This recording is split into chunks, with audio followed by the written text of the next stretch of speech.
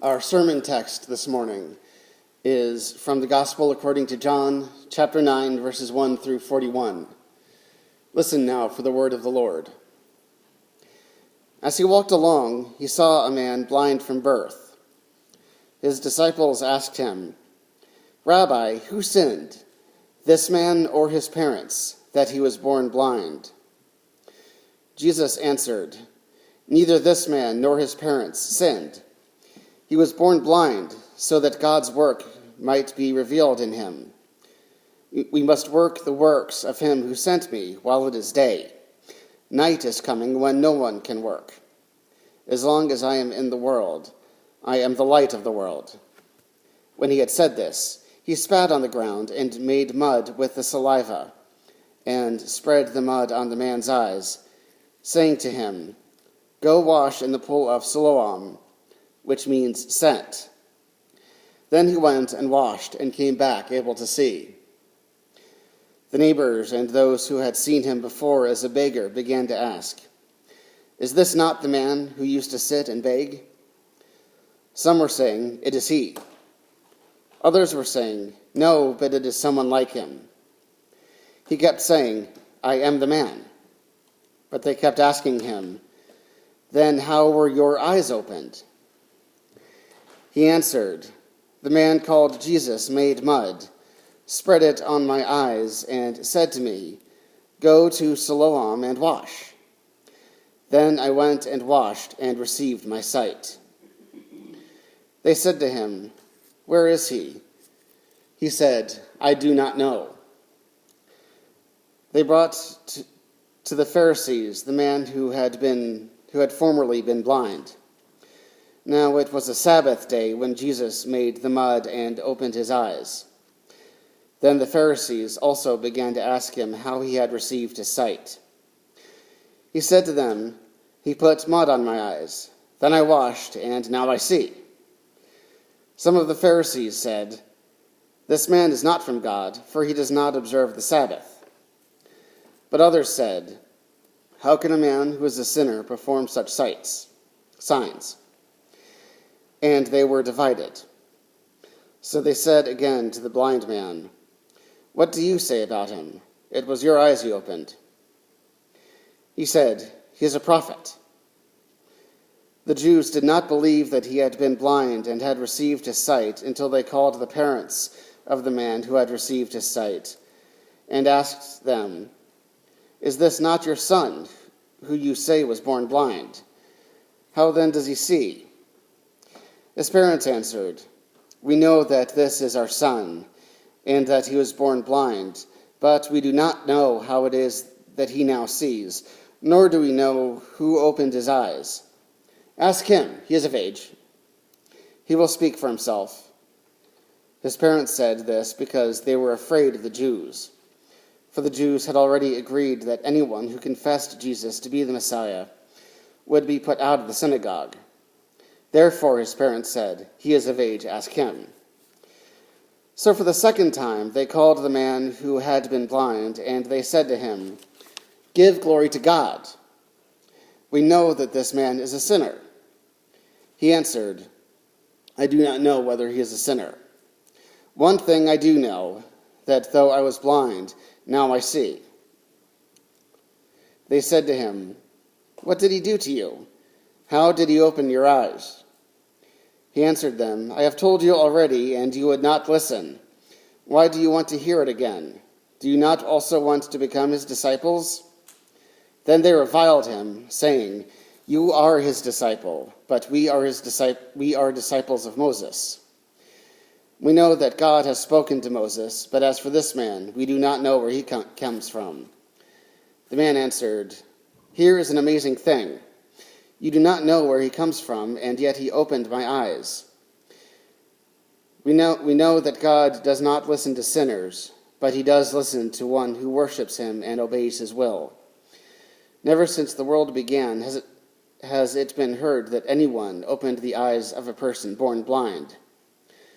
If this man were not from God, he could do nothing." They answered him, "You were born entirely in sins, and are you trying to teach us?" And they drove him out. Jesus heard that they had driven him out, and when he found him, he said, "Do you believe in the Son of Man?" He answered, "And who is he, sir?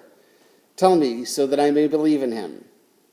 Jesus said to him, "You have seen him, and the one speaking with you is he." He said, "Lord, I believe," and he worshipped him. Jesus said, "I came into this world for judgment, so that those who do not see may see, and those who do see may become blind." Some of the Pharisees heard him say this and said to him, "Surely we are not blind, are we?" Jesus said to them, "If you were blind, you would not have sin. But now that you say, 'We see,' your sin remains." Usually, when a sermon is over, I make it a point to try to sort of forget the topic that I've preached on. Come Sunday afternoon, I try to clear my mind because at that point it's time to pick a new topic for the next week. Not that I ever consider that the subject has been exhausted after one sermon. I just don't generally like to keep harping on the same topic week after week. This week, though, last week's sermon topic has stuck with me. Those of you who were here last week may remember that I talked about suffering. I know, what a morbid thing to repeat week after week. Should have moved on. One point I made, though, was that human suffering is a chance for God's love to be made visible by one who suffers and yet keeps faith. It's easy to say such things in the abstract, but in this week's story, the rubber hits the road.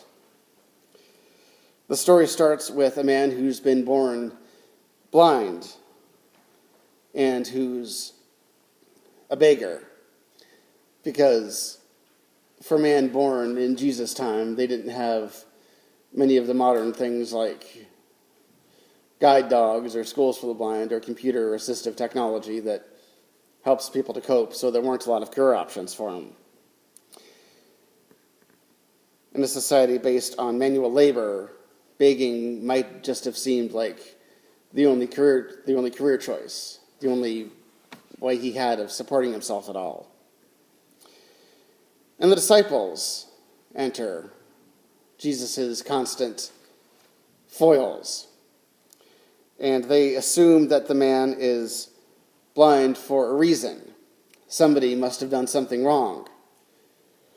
And so they ask Jesus, is he being punished for his own wrongdoing or for his parents? It's the question most of us ask, either when our own capacities are diminished or our lot in life isn't what we expect, or when we see somebody else going through hardship. What did I do to deserve this? Don't I deserve better? Like Job and his friends, we assume that where there's suffering, there must be fault. Jesus, though, answers, "Neither this man nor his parents sinned. He was born blind so that God's work might be revealed in him." He may be blind now, Jesus tells them, but wait and see what happens. You're going to be amazed. The rest of the story shows how God's works are revealed in this blind man, or concealed by people's unwillingness to see them. Jesus, of course, is never one to let anyone dictate the terms of the debate for him. Where the disciples see sin and the affliction that is sin's inevitable result, Jesus sees a person who's suffering, and a chance for God's power to be demonstrated in a person's life. That question, who sinned, really is a common one. And it's what the disciples asked because it's what most people would ask. we have a tendency to ask what we did to deserve something. Or if we see somebody else, if we're in Morgantown or Pittsburgh or wherever else, and we see a person who's obviously homeless, our tendency is to assume that someone did something wrong to deserve what's happened. We might wonder why the person doesn't get a job. Does the person maybe have a substance abuse problem? Jesus doesn't let us off the hook that easily, though. In Matthew chapter 5, verse 45, Jesus warns us, God causes his sun to rise on the evil and the good, and sends rain on the righteous and the unrighteous. Don't assume that suffering or affliction or limitations of any kind are punishment or a marker of any kind of wrongdoing or inferiority. And don't only see that when you look at a person who has some type of affliction. Jesus' response to the disciples says, he may be blind, but God's work can and will be made known in him. But is God's work really made known in this man? Interesting question. First of all, as soon as Jesus is done talking, he heals the man. Seems like a strange way to do it, but Jesus is able to restore sight to this man. And the man is grateful. You notice he doesn't immediately declare Jesus to be the Son of God. First, he is only aware that Jesus has healed him. Then he comes to realize that Jesus may be something more than your average person. Finally, before the Pharisees, he declares Jesus to be a prophet. And then, after meeting Jesus for a second time, finally, he has it explained to him that Jesus is the Son of God. Our growth in faith is often inspired by healing or help with some kind of suffering, physical or emotional or spiritual. But it doesn't happen all at once. The growth happens so slowly that you might not even realize that it's happening.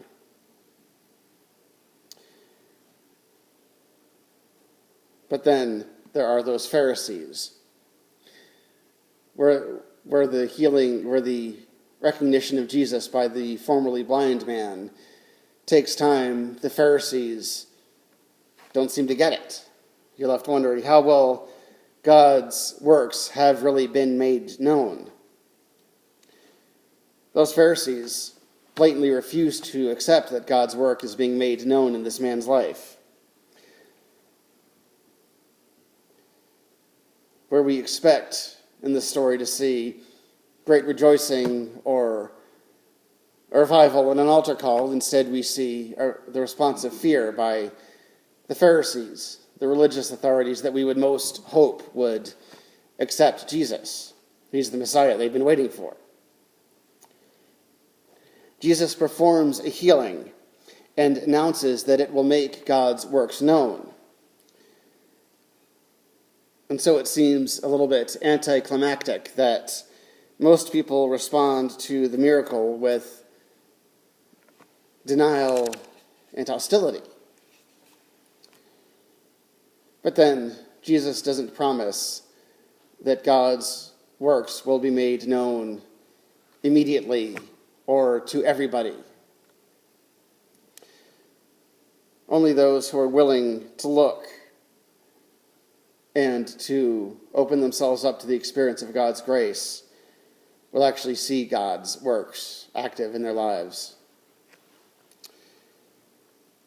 When he talks to the Pharisees later, he calls them out for their hard-heartedness. Jesus said, I came into this world for judgment, so that those who do not see may see, and those who do see may become blind. Some of the Pharisees near him heard this and said to him, Surely we are not blind, are we? Jesus said to them, If you were blind, you would not have sin. But now that you say, we see, your sin remains.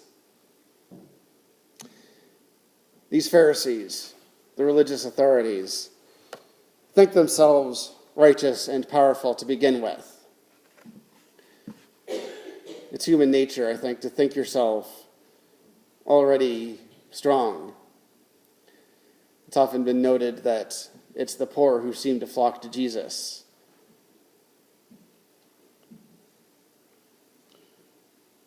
But this blind man who has been healed, he accepts Jesus as the Son of God. I think that's because his circumstances in life have brought him low already. Here's a blind man who's been a beggar all of his life. He realizes already how broken he is. And so when Jesus is able to help him, he's that more receptive to realizing that God is at work in him and in the world around him. The powerful Pharisees, they think themselves the keeper of orthodoxy and the ones who are already able to understand God's will. And so, where the blind man sees God's grace, they see only limitations. And even when the limitations are overcome, they see not God's grace, but sin. A challenge to the way they think the world is ordered. It's amazing how hard it is for all of us to look past our preconceived notions of the way the world ought to work and to learn to expect to see something better.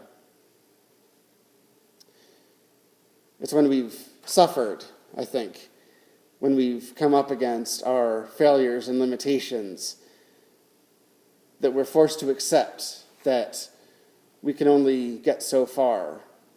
We can only make this world so much better on our own efforts. And we open ourselves up to God's grace and come to understand that God is at work. And so we begin to hope for something truly better to come from him if we learn to watch for him and to cooperate with him. Amen.